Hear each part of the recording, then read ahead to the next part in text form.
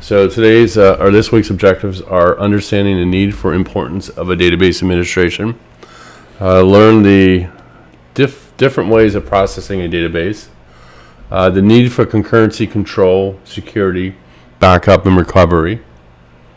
We'll understand the use of locking and problems with deadlock. We'll learn about or understand the security and specific tasks of improving a database system. We'll understand the nature of tasks required for recovery and so forth. So we'll start off there. All right, so let's go. All right, database administration refers to a function that applies to an entire organization concerning the corporate data privacy and security issues. So database administration, where have you heard of that? Well, sometimes, and we'll get to that in the next page, is sometimes, well, let's talk about database administration. So database itself, we've learned in this class how to develop a database, how to add tables, attributes, and so forth. But think of this, when you work in an environment, you need a certain person to take on the responsibility to maintain the database. He or she will have the responsibility to maintenance everything that's involved. Make sure it doesn't outgrow its space. Make sure that the right people have access. Ensure that you put some type of compliance in place that prevents people from obtaining access. Make sure you have a plan or procedure together to remove the appropriate people. Ensure that the speed, everything that the database is supposed to do, it's doing properly. There's also, you want to make sure you have backups, recoveries, etc. And we'll get into that a little bit more, but just kind of give you an idea. Database administration is that maintenance person. So let's say you go to high school. You're in high school, you're in school, and you'll always notice there's a maintenance person. That person's either cleaning up after somebody, or they're cleaning the rooms, they're mopping, they're waxing, etc. They're maintenance or custodian for the school, and that's kind of what a database administration is. Now, there is a database administrator, DBA, you'll hear someone call. That's a database administration. I personally worked as a DBA early in my career. It's a tough job. Because you have to be the gatekeeper of the database. You have to, maintain it, make sure it's working properly, but also at the same time, you need to be thinking about other policies and procedures that you want to put in place and so forth. So there's a lot of cool things and a lot of important things that you could do. A lot of things I learned in my career that I wish I had known when I started off as a DBA. So there's a lot of great things that you could do with it. Now, here's an example of a database design. So as you notice here, we have the different tables, we have the attributes, it shows the types of connections and so forth. So it gives us an idea of a design. Now from a DBA standpoint, they love stuff like this. This is a data model. They can use this data model to pinpoint areas, how to improve the environment, how it works, and so forth. So there's a lot of good things about this diagram. So this example right here is using an example from Microsoft SQL Server, and that's not what we're using in a class. I'll just kind of explain it. From SQL Server standpoint, if you get a job in the industry, this is a common thing that you will use environment. HSD is the database right here. This right here is the tables. The system tables are system tables that you can't modify. They're locked down. You have file tables, external tables, but more importantly, you have this right here. DBO stands for database ownership, and then the actual name of the table. Within SQL Server, you could click on here, you could right click on here and hit design view and do similar to the stuff that you would do in MySQL. And then they have a bunch of other things on here. You could do views, cinnamon, I can't even pronounce that. You can set that right there. You could set up a naming convention that is the same on two different SQL environments, and you could call that, and they're able to link together. Let's see, programmability. That is if you're doing something called a stored procedure, storage, security, and so forth. So there's a lot of things there that you can do, but not stuff that we're going to get into. Database processing environment. So database management system that's your database, and these are all the little areas that it's touched. So let's say that there's a reporting scheme. So companies all have something. One important thing that we're using here at the university is Tableau, Data Jam. We have a Data Jam coming up, and Tableau is part of that Data Jam. But there are other business intelligence tools. There's Cognos, one of the bigger ones. There's Power BI, there's Jasper, there's SQL Server reporting services. Whatever the case is, when those guys are running a report, they're pulling information from the database. So you're working as a DBA, you know that. Then you might have another, here's the database, but this is the management system in between. And then you might have forms. So forms can be user screens. You can have web applications connected to it. You can have queries, people writing queries simultaneously while someone's pulling a report and someone's running a web application. And then you have ASP.NET, which is similar to the forms. And then you have Java server pages, which means that you could have a Java web application. So basically, think about this. You have all these things happen at once. So you have Joe Schmo running a report, and it's taking forever. You have someone else running something, we'll say in Excel, pulling data back. We have Lucy sitting in cube number 45, and she's running 16 queries at once, so everything's starting to get real slow. We have the ASP.NET and the JSP pages, so we have 4 applications written in .NET that our customers are using. We have applications written in Java that our users are using. We have stored procedures that are tied to these applications that are being added, and then we have triggers that are happening every time someone adds something or deletes something from the table. So it is a big mayhem. There's just so much going on at once. But think about this. We're using this one database. It would be like if you're in a room, locked in a room with 5 people, and everyone's talking at the same time in a closet, or if you're stuck on an elevator and everyone's talking at the same time and everyone's panicking. What's going to happen? You're going to get hot. You're going to get flustered. You might pass out. So many things could happen. Bad things could happen. So think about how the database feels when all this pressure is coming on. So from a database administration, you want to set up rules and policies to prevent this from happening. Just like Otis, the elevator company, they want to prevent ways as much as possible to prevent us getting stuck on an elevator and prevent that from happening. So hopefully that makes some sense there. Concurrency control. So it ensures that one user's work does not inappropriately influence another user's work. So what's that mean? Let's say that I set up a table, I set up my attributes, I pull my data, I have 300,000 records in there, everything's perfect, I tested it, everything works fine, but let's say Joe Schmo is running all these processes. That is going to affect your work, and that is what we don't want to happen. Users submit work in form of transactions, also known as logical units of work. So what is that? Some transactional data is data that comes in all the time.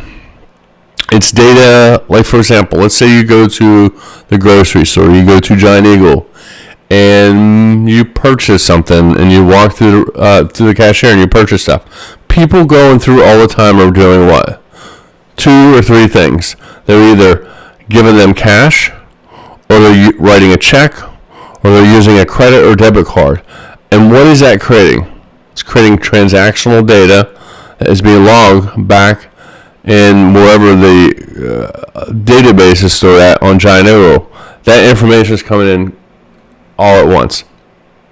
Now, if you have atomic transaction, it's when a series of actions are taken on a database such that all of them are performed successfully or none of them are performed at all.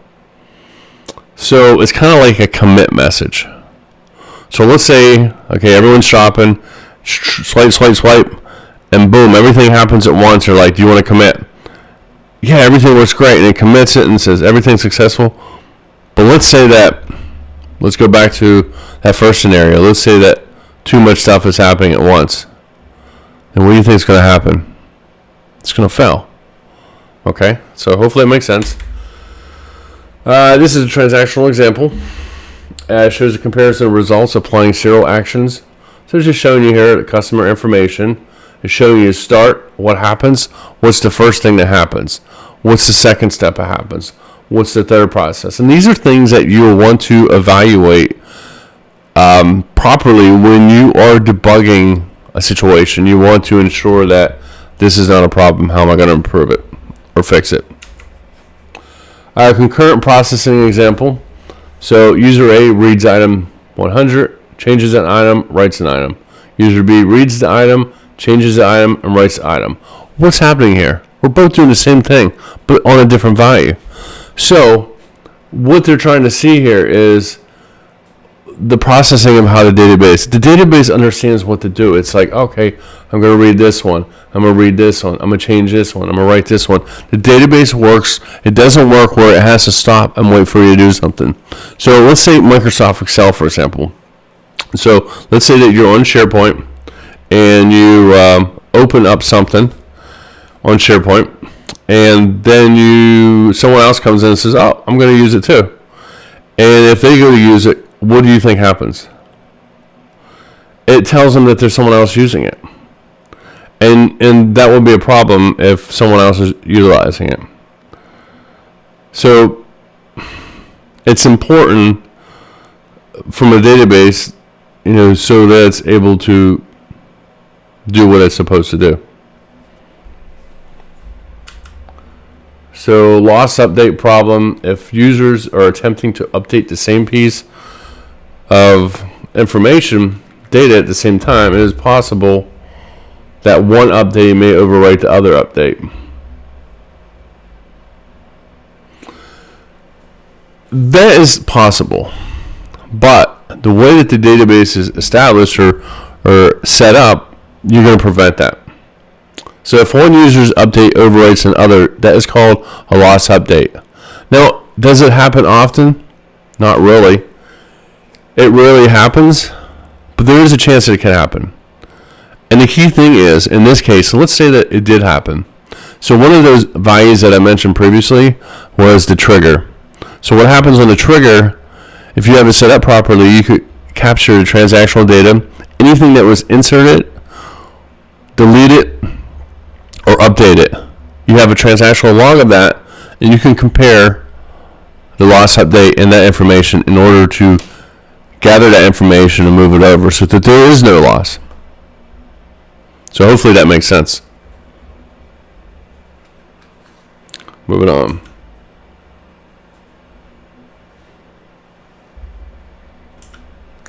Dirty reads. All right, it sounds kind of dirty, just talking about it. Dirty reads are transactional needs a change record that has not been committed to the database. So in a database, when you save it and do an insert, for example, you insert something into the database, what's it do? It inserts it in. Sometimes if a commit is the final destination. If you commit it, like if you've used GitHub or GitLab or whatever, Git in general, it makes it final. So a dirty read is, let's say you insert 1 million records, but the messages were not committed. What do you think happens? Well, when you run your log, guess what? Those million records are missing. Inconsistent reads are transaction records a data set and finds that data has been modified.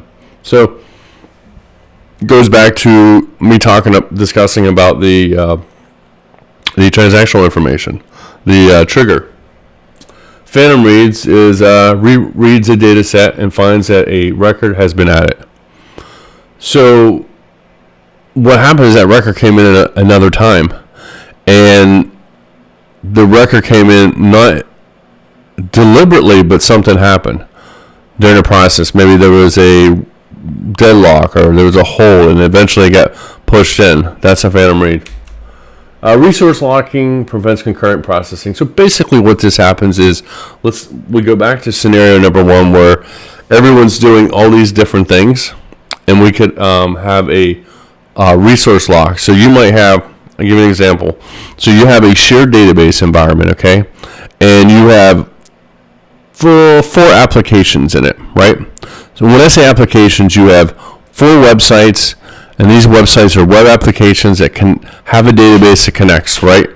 So you have that database that connects, and you have 4 of them. So let's say one of them is consuming a lot of data. So let's say database application number 1 is receiving, it's receiving data from outside. So it's receiving data from 7 different sources. One is a secure FTP, one is an API, one is through a something called MQ service, and then the other 4 are manual email sent by CSV file, and you have something like a ETL process, whether it's SQL, whether it's SSIS, or if it's Informatica or something like that, is picking up this data and is pushing this data into the database. And all of this stuff is happening when? At the same time.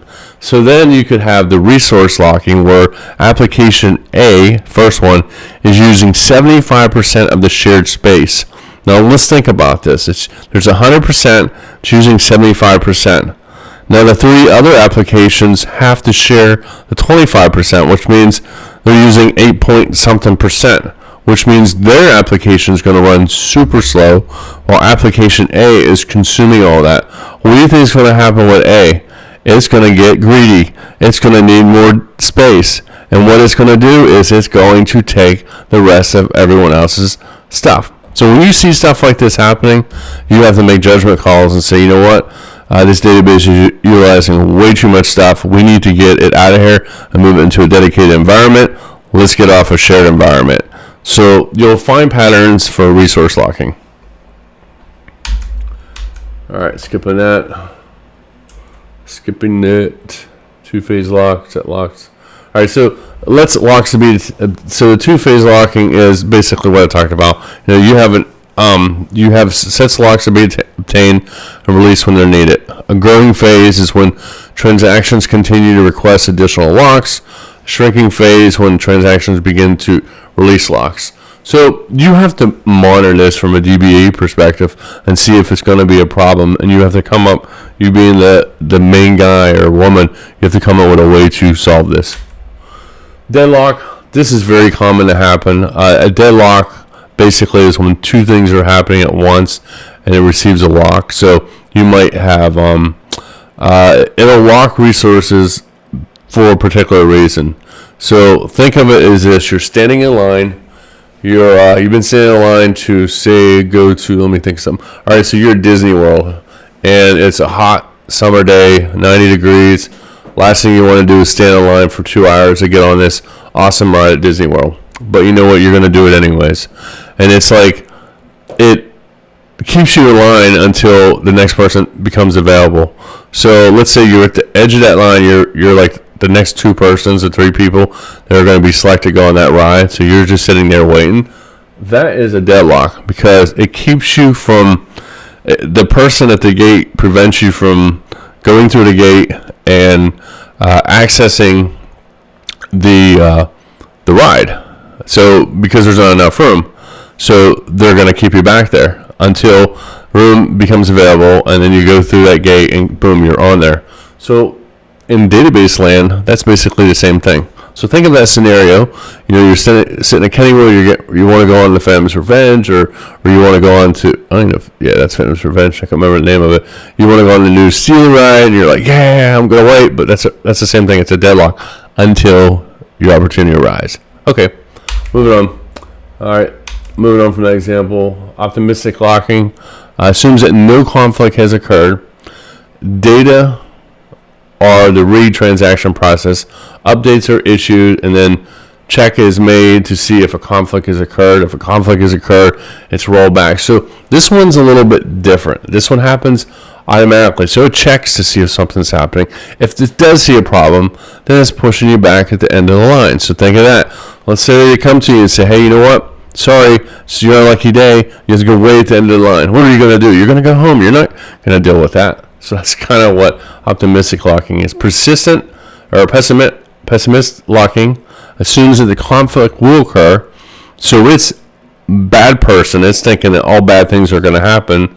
and locks are issued, the transactions are completed, and then the locks are released. So this person right here is the person that thinks they go to the park and something bad's going to happen. All right, so you could kind of look through this.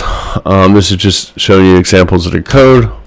The SQL begin, commit, and rollback transaction. So you should, when you're writing a query, you should have something like this. You should have a begin transaction. You should have a end transaction, and you should have a rollback. Now, the reason for this is if you did any doc development, you'll know that begin is the beginning of something. It's the beginning of a transaction. You're able to keep a better trace of it. And the commit is, it allows you to commit the message. It allows you, you don't get that dirty read. You know you're not going to have a dirty read. It's going to work out fine. And the same thing with the rollback. It allows you to move back to a previous state. So if there's a problem with it, you can always go back and roll back to current thing. I'll give you an example. Let's say that we're moving our source code to production. So production in this environment in IT means that it's out where everybody can see it. So let's use Amazon, for example. So Amazon's a huge company. They push out these big changes, and they find out that, guess what, there's a bug. And this bug is going to affect, 750,000 of our customers. That's huge. So what do? They do a rollback, whether it's source code or SQL related. And in this case, a rollback, what that does is it takes it back to the previous phase, and that old code is still out there, which works, but now you got to work on this new stuff before you can push it back. So hopefully that makes some sense there. Nobody's saying anything. Well, because this is online, so that's why. Awesome. All right, moving on. All right, asset is applied to transactions. It's one of the atomic, consistent, isolated, and durable. It's a transaction in which one database action occurs and none of them do anything. So it's a consistent set of series. Let's see here, moving on. Dirty read we talked about. Skip that. Cursor, very important. So hopefully at this point you've learned about loops in programming code. So if you have a loop so I'm going to go to source. I'm going to go into software development for example. Whatever language, JavaScript, ASP.NET, Java, whatever the case is, you have a loop. And what does a loop do? A loop goes around and grabs information, as much information that's fed in, right? A cursor is the same way. A cursor is used in SQL. You can't use it. Well, you can use it as a statement. I would recommend it as a stored procedure, but you can use it in a SQL statement. What it does is it loops through and gets information. So if it's a cursor, let's say that you have an Excel file, someone sends you have basic information, first name, last name, zip code, whatever the case is. Now, you can usually use a ETL tool and push all that data into the database, not a problem. But let's say that you have something called business rule, and your business rule is looking for a certain person. Okay, so it's looking for a certain person. So let's say it's looking for Antonio Brown. So if it finds Antonio Brown, it's like, guess what? We have a red alert and we have to report that to the authorities. Okay, so they have to flag it. So in this case right here, they're running this cursor, and it will feed in the data that's coming from this ETL process. And as soon as it goes through, so let's say it passes 1 million records in, it will loop through those 1 million records, then it'll look for that keyword. So let's say Antonio Brown's a keyword. It'll find his name, it'll take his information, and it'll push it to the next queue, and you've already did your job. So cursor is to loop through and identify specific information. Okay, so hopefully that makes sense. All right, that's there. That's good. Just kind of skipping some of this stuff. Okay, database security strives to ensure that database security is very important. You want to make sure the right people have access. When you're doing this, I always tell people to set up a group, have a group name that's on the server, and have that group name whatever. So maybe you have one group for database administrators, have full rights, then you have another group that is for just general users, you have another group for this and that, and then you could add those users to that group on the server. Then on your database environment, you have a server group, and so that server group could live in the database environment, the database. So now that what you do is you assign the group the access they're supposed to have. What's nice about that is when we're moving users from a group, it's so much easier to move them from the server than it is to keep adding them to the database. It's so much easier, and that's what I would recommend. And this right here is showing you how to add a user. I wouldn't recommend that, but for this class, it's fine. Let's see here. See. All right, so this model for security. So Eleanor Wu, James Johnson, and Richard Ent is a user. She has the permission. It checks to see if she has permission. If she does, she can access the object. So it's based off her role. So let's say that she has this role. It goes to the permission, and it sees if she can do it. This will be very important. Pay attention to this because this is part of your assignment. When you have to do your assignment, you have to set something up like this that has the table, it has the assistants, the management, and the rights. And moving on, this let you kind of look through it, read through this, what the DB access admin is, what the operation is, the data reader. You can pause this video and look at it. And same thing here. It tells you what their permissions are. The data reader is permissions denied, so they doesn't have that permission. So you can have a denied data reader, but if you have a data reader allows you to view the database only. If you're a data writer, it allows you to delete stuff, allows you to insert stuff and update stuff. And moving on. Always run a database management system behind a firewall. For this class, it doesn't apply because,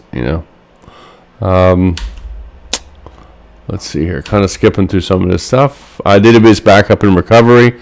It's common to have a database backup. Usually what happens with a database backup, people generally still use tape backups. They are using cloud-based technology, but still there's always that factor that something bad's going to happen. And if something bad happens, like companies like Iron Mountain, which is very popular, they come out to your place of work, they grab your tape, and then they take it and put it underneath the Earth's surface, and it's kept under there unless you really need it. So they have a really cool system of doing that. Let's see here. And you want to do database backups. Generally, rule of thumb, people will do, the database administrator will do a full backup once a week and partition backups.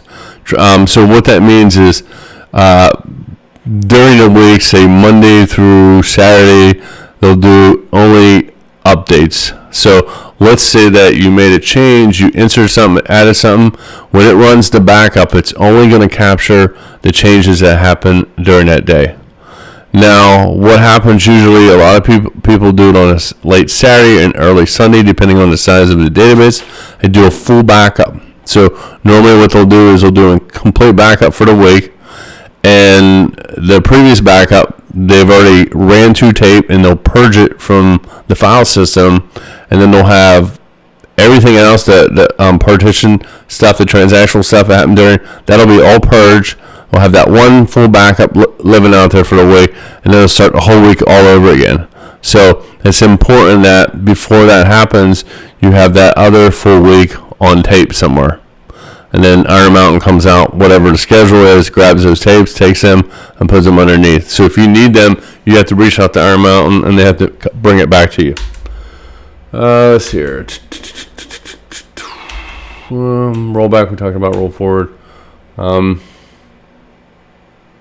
This right here just explains the rollback and roll forward examples, how it works if the database changes, database without changes, before images. It kind of talks about how the process works. Kind of skipping some of that, not really. Additional DBA responsibilities. that's it. That's pretty much it on that. Let me see if I can find. Let's see here. Whoops, not that one.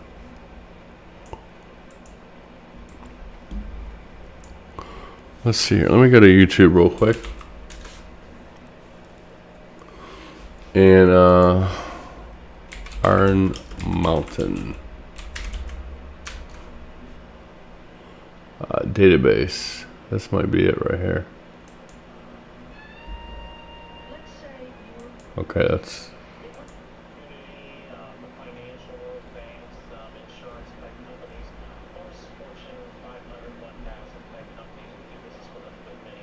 Okay, so look at this. Turn this up. But individual storage spaces can be kept a lot colder, which is where the Beckett archive comes in. It's just been moved here. Eventually, the photographs and negatives will be stored at 4 degrees.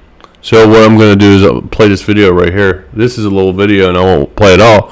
But this is Iron Mountain. This is what they do. Those tape backups that happens, they take them, they store them underneath the surface here. So let's watch this. Degrees below zero. Yes, frozen. To learn how Marilyn Monroe found herself headed for the deep freeze requires telling you a little history. Otto Bettmann, a German Jew escaping the Nazis, arrived in New York in 1935 with a steamer trunk full of old photographs and the idea of creating a picture agency. The Nazi security guards. All right, well, I don't need to play all that. Let's see here.